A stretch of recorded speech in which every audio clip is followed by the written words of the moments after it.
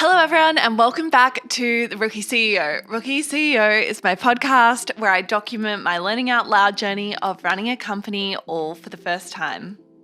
And in today's episode, I am going to do a little bit of a Q&A. I put a Q&A on The Rookie CEO and my own personal Instagram asking for any questions or problems or things you're thinking about with work all the time.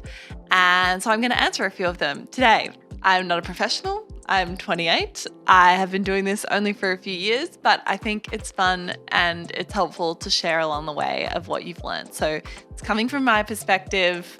I am the rookie.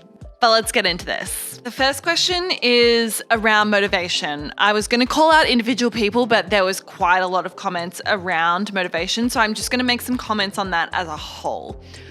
The best advice that I've received around motivation is that motivation is a muscle. And I think the analogy that someone used with me once, that motivation is like brushing your teeth.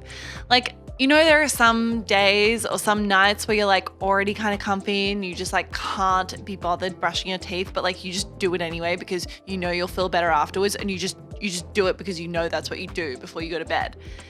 I think motivation is kind of like that. You've just got to do it. It's a muscle. And exercising it regularly makes it easier to do over time. Like, I think one of the most dangerous things you can do is rely on motivation and think that you need motivation to get things done. You don't. You don't need motivation to get things done. You need discipline to get things done. And that's a little tough love for you. Even the most incredible, high-achieving people lose motivation or don't have motivation every time. I guarantee you, like the Olympic athletes that are getting up at 4 o'clock every morning don't have motivation every single morning. They have discipline. So I think, I don't know, I've heard people implement this in different ways. People that are creative, like get up and force themselves to like do 20 minutes of writing every morning. Or maybe it's like literally setting yourself a list and being like, I'm not going home until I do this. And you're not perfect at it. I'm definitely not perfect at it.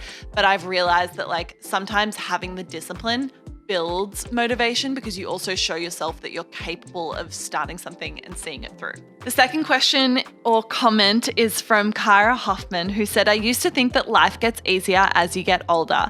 Now I'm realizing it doesn't. And Kyra, honey, I am with you. I am so with you. And I feel as though this is like, I've like 100% been there. And I think a year and a half ago or 2 years ago, I was in this mindset where I was just like, okay, I've got a few problems right now and I just need to get them like off my plate and deal with those problems. And then those problems will be gone and everything will be fine. And the thing is, more problems will come. Solving your existing problems will create new ones. For example, at work, we have had times where we are understaffed or we have stuff that we need to do that we don't have enough capacity on the team to do. That's a problem. How am I going to solve the problem? By hiring someone. Hiring someone is a problem. It's hard to find the right person. Then eventually you do hire someone, you solve the problem, then you have to train the person. That's a problem.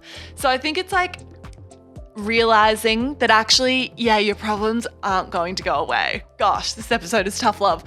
They're not going to go away. Your problems are going to keep coming. Life isn't about making it as easy as possible. The easiest possible life isn't necessarily the best possible way to experience life.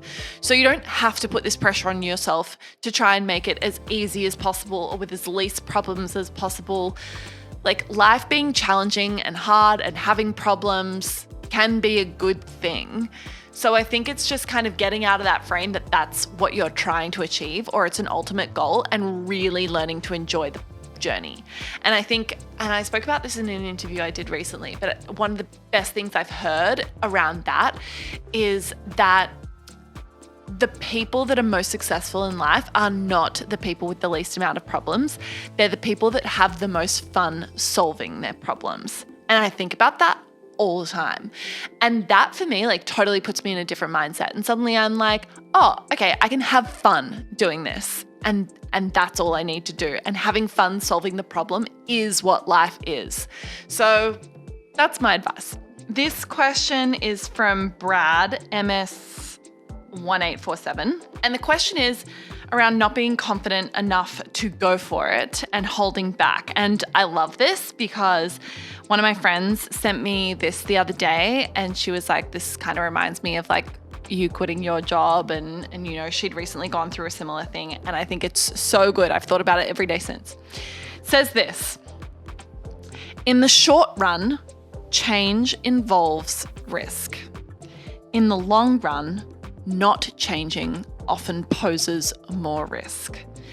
Over time, failing to evolve is a recipe for mediocrity and obsolescence. When you weigh the immediate costs of changing, don't overlook the lasting costs of clinging to the status quo. Love this. Love this. Being too afraid to go for it, it's just like, what's the worst that's going to happen? Also, you know, like literally what's the worst that's going to happen? And this is so funny, like hearing this from my voice, because I feel like I used to be like the biggest planner, the most like type A, quite risk averse kind of person. And I think like the older I get, and maybe it's like the older you get a few more runs on the board, you realize that like nothing is really that big a deal. Like literally nothing is really that big a deal. And I guarantee you, if you're thinking of taking a risk, and it's a true risk where you're putting yourself out there, you're probably going to be putting yourself into a situation where you're in like a high learning curve.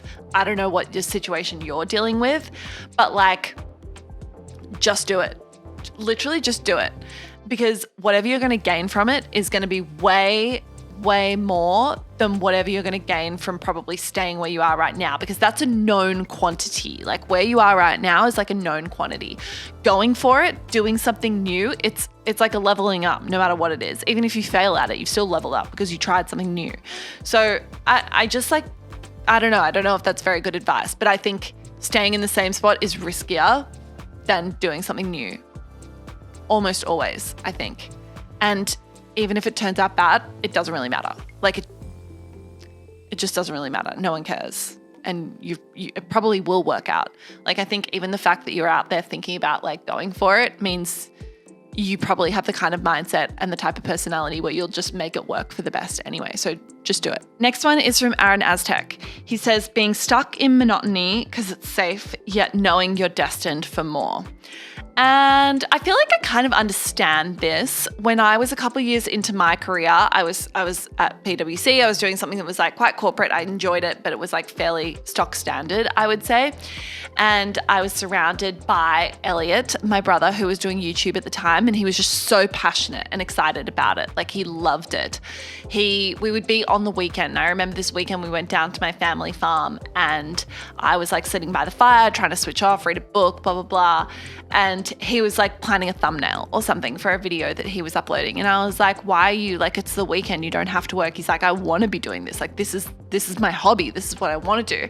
And I remember feeling this feeling of just like actually overwhelming jealousy. I was like, whoa, I wish I had something that I wanted to do on the weekend and that I was feeling like I was going to get that reward from it. And I felt for a long time like, I don't know if this sounds bad, but like I knew I could be really good at something. Like I knew I could potentially be quite successful, I think, if I found what I was meant to direct my energy into. And I don't mean that in an arrogant way at all. I mean it in a way where I just had this like kind of quiet confidence that like I knew I wanted it. Like I knew I wanted it, but I felt like I couldn't quite work out what it was. And that was quite a stressful feeling, I think. But what you have to do is you just have to try a lot of different things. I tried so many different things when I was in that period. I tried uploading photos on Instagram and making them really pretty. I tried like writing. I tried applying for all these different extracurricular programs at work. I tried helping Elliot. I was doing all sorts of random stuff that was like sort of in the realm of maybe what I thought I wanted to do. And you just figure it out over time. The more you put yourself out there, the more you work out what you like, what you don't like, and you'll start to gravitate towards more opportunities. And you're leaving yourself open to opportunities because you're looking. But you need to try things. You really need to be quite action oriented with that. I think like one of the biggest like fallacies that you hear is people are like, oh, I need to go away and like think about what I want to do. I'm like, you're not going to figure it out by thinking about it because you don't have the experience to like even realize what it is you want to do. You have to get experience to work out what you want to do. So just go like go do things. That's my advice.